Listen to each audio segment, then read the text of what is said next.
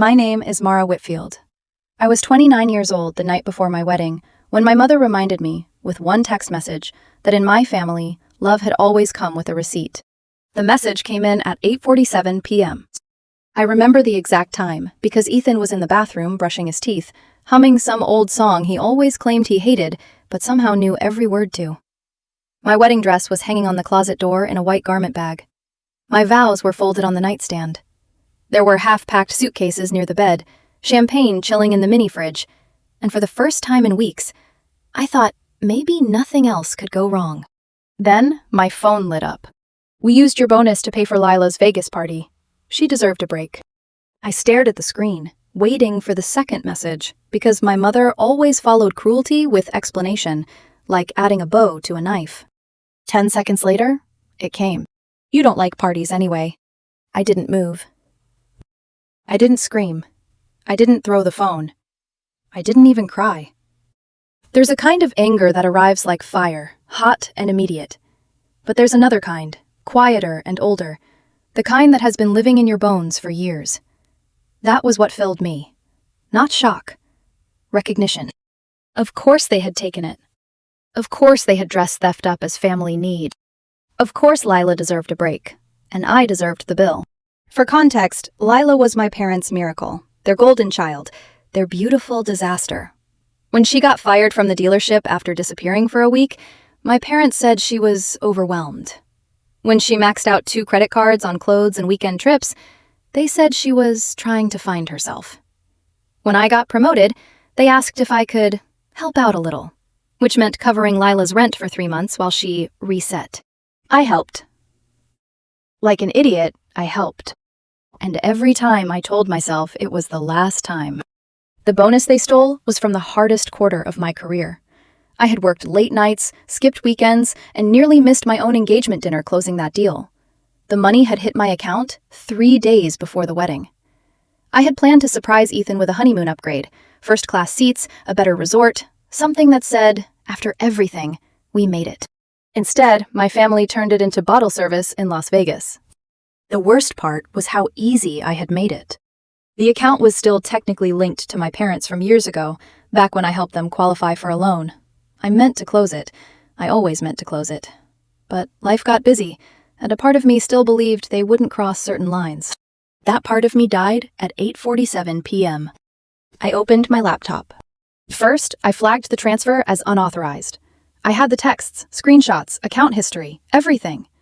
The bank representative sounded almost bored until I read my mother's message aloud. Then her tone changed. "Yes, ma'am," she said. "We'll open an investigation immediately." After that, I called the hotel in Vegas. Lila had posted the suite on her story like she was a celebrity. Champagne, neon lights, a caption that said, "Last fling before the ring, courtesy of the universe." "No, Lila. Courtesy of me." I asked for the night manager. Calmly, I explained there was a pending fraud case involving the accounts connected to their reservation. I didn't embellish. I didn't threaten. I just gave him the facts. When I hung up, Ethan came out of the bathroom. "You okay?" he asked. I looked at him, this good, steady man who had spent months watching me flinch every time my family called, and I almost told him everything. But he looked exhausted. We both were. And I refused to let my mother steal the last peaceful night before my wedding, too.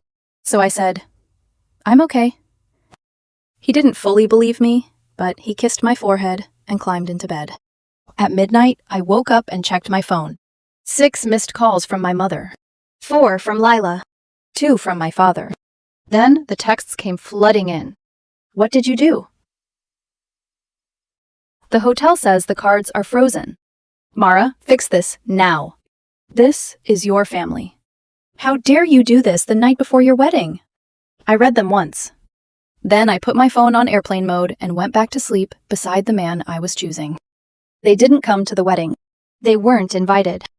And when I walked down the aisle the next morning, with Ethan standing there in his dark suit, eyes wet, hands shaking, I felt something I hadn't expected. Not sadness. Not guilt. Relief. The ceremony was small, simple, beautiful in the way quiet things can be beautiful when nobody is trying to own them. Ethan's friends cried, my coworkers hugged me. The sun came through the windows like it had been waiting for permission. No one from my side of the family was there. No one asked why. And for once, I didn't explain. That was the first real gift I gave myself. But it was only the beginning. The morning after the wedding, I turned my phone back on while Ethan was making coffee in the kitchen of our hotel suite. For 10 peaceful seconds, nothing happened. Then the screen exploded. Missed calls, voicemails, texts, emails. It came so fast, it almost looked violent. My mother led the attack, of course. This was cruel, Mara. You humiliated us. Your sister was stranded in Vegas because of you. I raised you better than this. That last line almost made me laugh. Raised me better? My mother had raised me to apologize for things other people did to me. My father's email arrived next. Short, cold, measured in the way men like him weaponize disappointment. Family means stepping up even when it's uncomfortable. I'm deeply disappointed in how you handled this. That was rich, coming from a man who spent most of my childhood stepping aside whenever it mattered. Then came Lila. Unlike my parents, she didn't bother pretending she was morally wounded.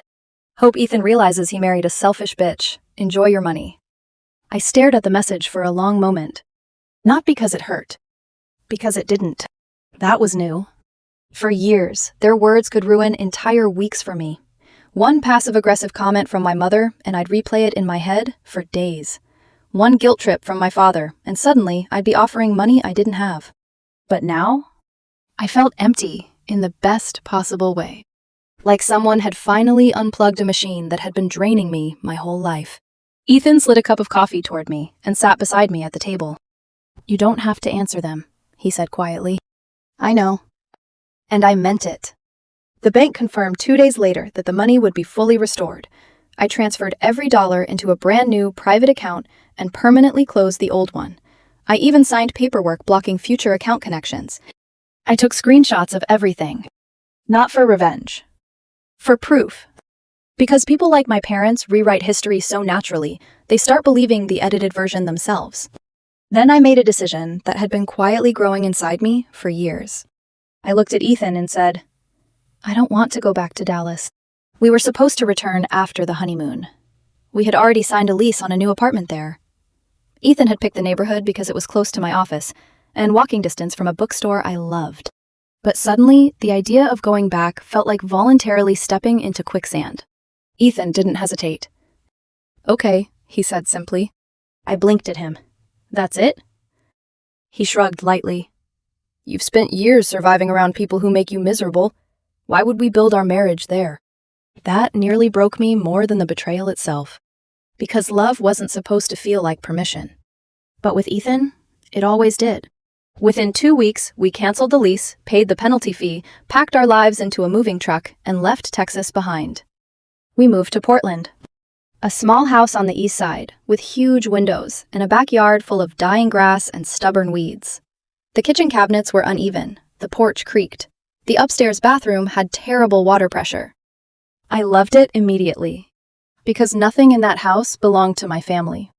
I found work at a mid-sized consulting firm where nobody cared about my last name or whether I answered my mother's calls. Ethan started freelancing full-time, something he had always wanted to do but never fully pursued because our lives had revolved around constant family emergencies.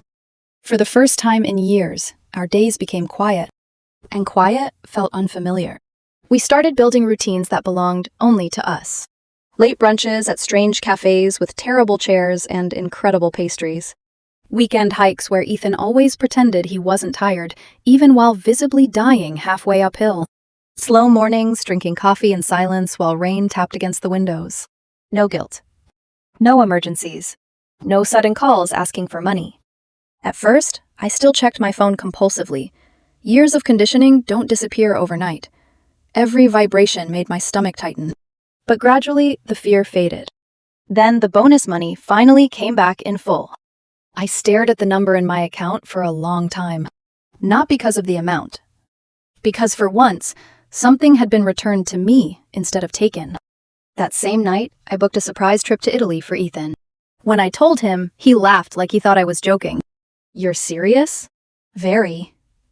Mara, this is insane. I smiled. Good. Italy felt unreal. Like we had accidentally wandered into someone else's life. We stood on a cliffside near the Amalfi Coast, drinking wine while the ocean stretched endlessly behind us. Ethan wore sunglasses he insisted made him look rich. I told him they made him look like a divorced magician. He laughed so hard, wine nearly came out of his nose. I took a photo of us there. No dramatic caption. No long speech. Just one sentence. Finally taking care of the right people. My mother liked the photo within 20 minutes. Then she unliked it. Then liked it again. That tiny, pathetic hesitation told me everything. They were watching. And for the first time, I wanted them to. Because I wanted them to see what my life looked like when they no longer had their hands around my throat. A week later, the tone of the messages changed. Suddenly, my mother wasn't angry anymore. Now she was wounded. She sent a long, rambling text about how families go through hard seasons, how misunderstandings happen, how holding on to anger only poisons the heart. She even added a Bible verse about forgiveness. I didn't respond. The next day, Lila texted me. Not an apology. Of course not. Just, are you really done with all of us? That line irritated me more than the insults, because it still carried the same assumption underneath it, that eventually I would come back, that no matter what they did, I would always fold first. Then my father left a voicemail. He said the family had been talking and they all agreed I was being dramatic. That word again. Dramatic. The favorite label of people who create chaos and resent anyone who reacts to it. He said, "This isn't how blood treats blood." I laughed out loud when I heard that part. Because for 29 years, blood had treated me like an emergency credit card. And now that I finally stopped paying, suddenly I was cruel. What none of them knew was that I had started documenting everything nearly a year earlier. Every payment. Every bailout. Every transfer. Every temporary loan that was never repaid. Lila's rent. My parents' credit card debt. Car repairs. Medical bills. Random family emergencies. I wasn't keeping score. At least, that's what I told myself at first. But deep down, maybe part of me had always known this day would come. I sent my father one single reply. This isn't about a few bad decisions. It's about 29 years of them. Then I blocked the thread again. After that, things went quiet for a while. Not peaceful quiet. Waiting quiet. Like the air before a storm finally breaks. The silence lasted almost 3 weeks. Long enough to become suspicious. Long enough that I started catching myself relaxing. Ethan noticed it first. One rainy Sunday morning, I was cooking breakfast barefoot in the kitchen, music playing softly from his phone, while he sat at the counter editing design drafts for a client. I was laughing about something stupid, burnt toast, I think, when he looked up at me with this strange expression. "What?" I asked. "You're different lately." The words should have scared me. Instead, they felt warm. Different good or different concerning? He smiled faintly. Different free.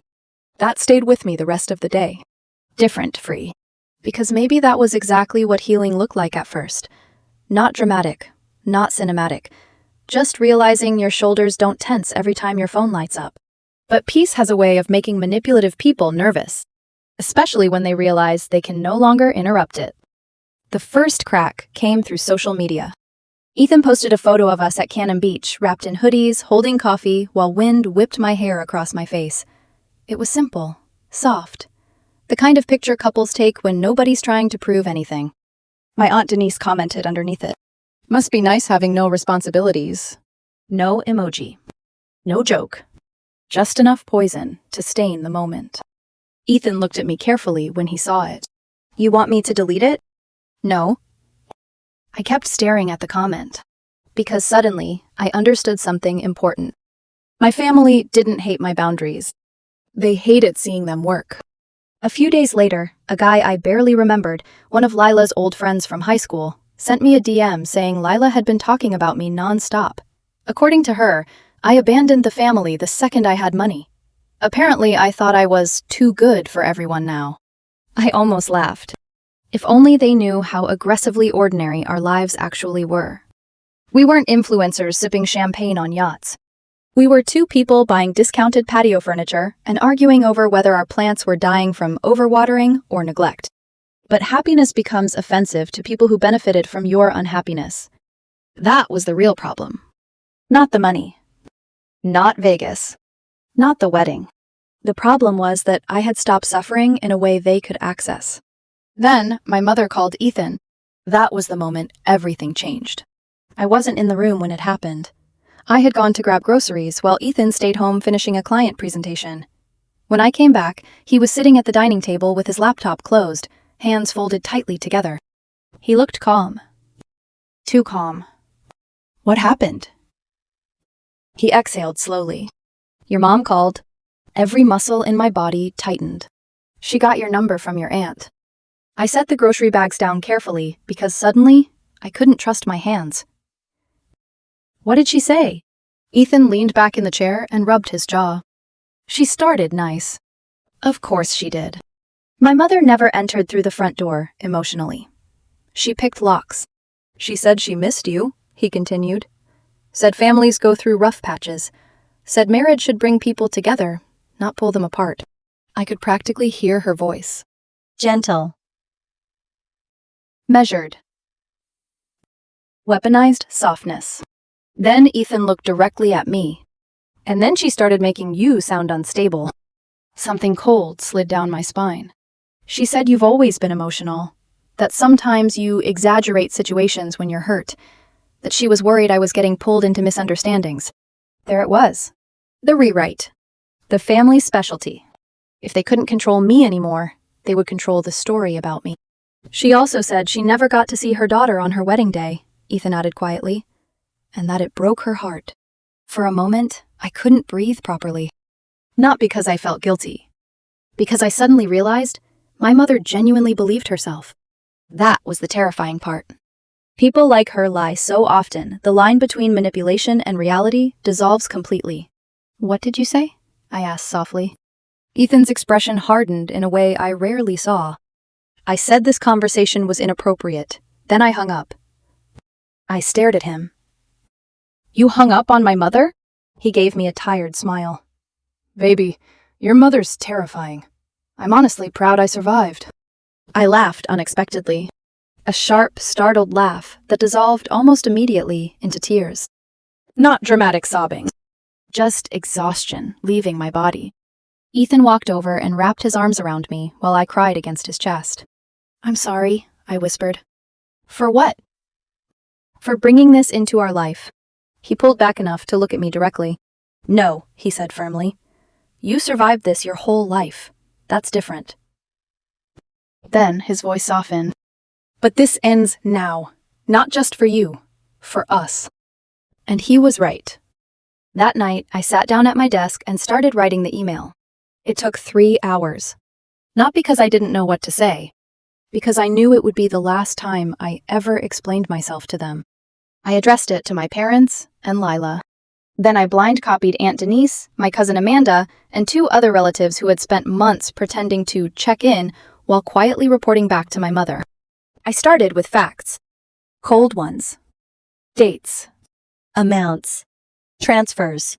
Receipts. I listed every financial bailout from the past 5 years. Lila's rent payments. Her overdue car loan. My father's credit card minimums. The emergency dental surgery my mother conveniently forgot I paid for. Even the month I covered their utilities while secretly struggling to pay my own rent. I attached screenshots where necessary. Not to embarrass them. To eliminate denial. Then I wrote the part that mattered. I told them the problem was never just money. It was expectation. Conditioned loyalty. The assumption that my value existed only in what I could sacrifice. I explained that every relationship in our family came with invisible invoices. Love was transactional. Approval was conditional. Boundaries were treated like betrayal. And I was done participating. I rewrote the ending 6 times. The first versions were angry. Then sad. Then too forgiving. Finally, somewhere around midnight, I found the truth. Simple. Clean. Sharp enough to survive. I'm not cutting anyone off. I'm just finally living like I was never really included. I read it once more. Then hit send. The silence afterward felt enormous. Ethan found me 20 minutes later, sitting on the back porch wrapped in a blanket, staring at the rain soaking our unfinished backyard. "You okay?" I nodded slowly. "Yeah," I whispered. And for the first time in my life, I actually meant it. We opened a bottle of cheap red wine from a vineyard we discovered outside the city, and sat together in silence while rain tapped softly against the porch railing. No fighting. No explaining. No defending my reality. Just quiet. Earned quiet. And when you spend your whole life fighting for peace, silence stops feeling empty. It starts feeling sacred. The next morning, I woke up to a single notification. A friend request from my father. I didn't accept it, but I didn't delete it either. I wanted him to see exactly what life looked like without access to me. After the email, there was another stretch of silence. But this time, it felt different. Not tense. Not waiting. More like distance finally settling into place. Winter rolled into Portland slowly, wrapping the city in gray skies and cold rain. Ethan threw himself into freelance work, taking over half the dining room with sketches, fabric samples, and coffee mugs he never remembered to wash. I started volunteering at a weekend food drive downtown, while building a stronger portfolio at work. From the outside, we looked painfully ordinary, and I loved that. We made friends who knew nothing about my family. People who didn't see me as the responsible daughter or the stable one. To them, I was just Mara, the woman who always ordered extra fries for the table and cried during documentaries about dogs. It felt like becoming human again. Then, Lila resurfaced online. Of course she did. She posted a photo beside a white Tesla, arms crossed dramatically, sunglasses on, captioned, "Did it without help. Funny how quiet it gets when you stop depending on people." The likes flooded in immediately. Mutual friends. Extended relatives. People commenting things like, "Proud of you." Boss energy. Some people love playing victim. I stared at the picture for maybe 5 seconds before recognizing the dealership logo behind her. It was a test drive vehicle. Not hers. I closed the app without responding. Because people like Lila survive on reaction. Attention is oxygen to them. Even anger counts as love if it keeps them centered in your life. A few days later, Amanda emailed me again. This time, she dropped the fake neutrality. She said my mother was struggling emotionally, that the family was hurting, that everyone felt I had changed. That line stayed with me all evening. You've changed. At first, I thought it was criticism. Then I realized it was observation. They were right. I had changed. I no longer apologized automatically. I no longer explained my boundaries like legal arguments. I no longer panicked when someone was disappointed in me. I had become someone my family no longer recognized because I had stopped being useful in the way they preferred. Instead of replying, Ethan and I booked flights to Tokyo. No big reason. No anniversary. No special occasion. Just because we could. And maybe because freedom still felt unreal enough that sometimes I needed proof. Tokyo was chaos in the most beautiful way possible. Neon lights reflecting against rain-slick streets. Tiny ramen shops packed shoulder to shoulder. Lantern-lit alleys that smelled like grilled meat and cold air. We stayed in a hotel overlooking Shibuya Crossing. At night, Ethan would stand against the window watching the crowds below, like he was trying to memorize the movement of the entire city. One evening, we found this tiny ramen bar tucked underground beneath a train station. The owner barely spoke English. Ethan accidentally ordered something so spicy he nearly cried, and I laughed so hard I couldn't breathe. Someone at the counter offered to take our picture. In it, Ethan was mid-laugh, eyes squeezed shut, while I looked at him instead of the camera. I posted it with no caption. Within an hour, my cousin commented, "Guess we're not suffering enough for you to miss us." Then Aunt Denise replied underneath, "Living the dream while your family falls apart. Classy." I stared at the comments while the train rocked gently beneath us. Then I locked my phone and slipped it back into my pocket. Ethan looked over. "Everything okay?" I smiled softly. Better than okay. Because for once, their bitterness no longer reached me. It just exposed them. 3 weeks after we got home from Tokyo, I received a handwritten letter. No return address. But I recognized my mother's handwriting immediately. She always looped her W's too dramatically, like she wanted even her penmanship to look important. The letter was 3 pages long. Floral stationery, faint perfume, manipulation, dressed as nostalgia. She opened by saying she hoped Ethan and I were well. Then she wrote about how things had escalated too far, and how Vegas could have been handled differently on both sides. Not once did she use the word sorry. Not once. Instead, she explained, defended, reframed. She said families make sacrifices, that she only ever wanted what was best for both her daughters. Then came the line that hollowed me out more than anything else. You've always been the stable one. We never thought you'd hold it against us forever. I read it 3 times, because there it was. The truth. Not hidden. Not softened. They knew exactly what they were doing all those years. They knew I carried more. They knew I sacrificed more. And they assumed I always would. That wasn't ignorance. That was entitlement.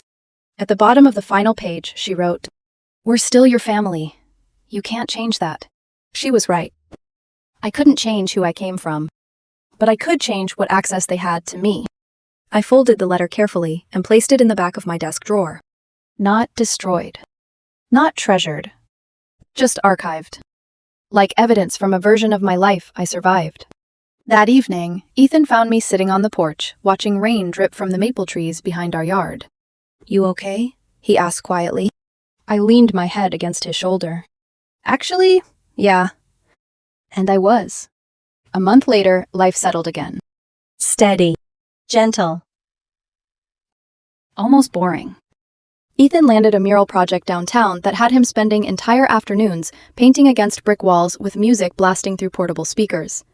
I started mentoring younger women at work, something I never would have had emotional energy for before. Then, on a rainy Thursday night, my phone rang. Blocked number. I almost ignored it. Almost. But something in my chest tightened strangely. So I answered. "Hello?" Silence.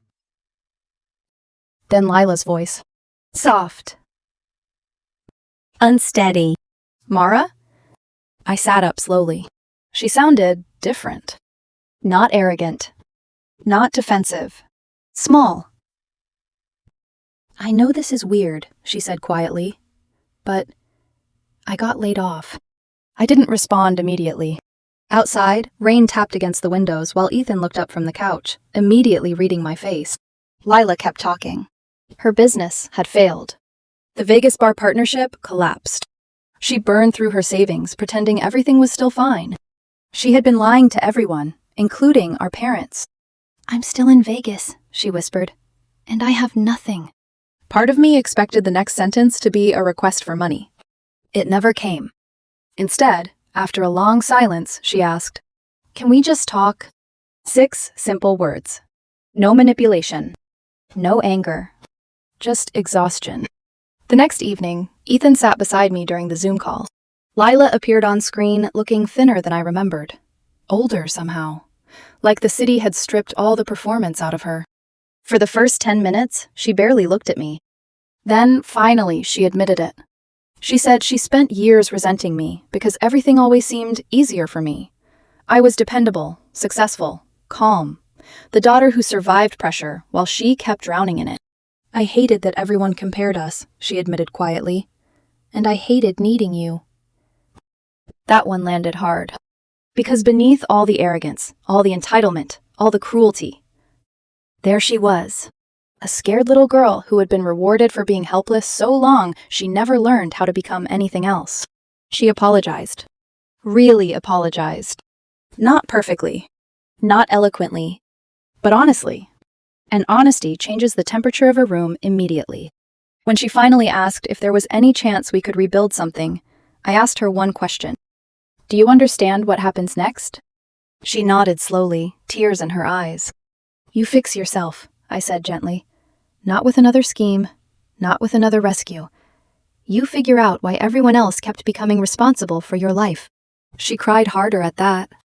But she agreed. I told her I would send job resources, therapy options, apartment leads. And if she followed through, actually followed through, I would come to Vegas for a few days and help her get settled properly. No business investments. No secret bailouts. No cash transfers.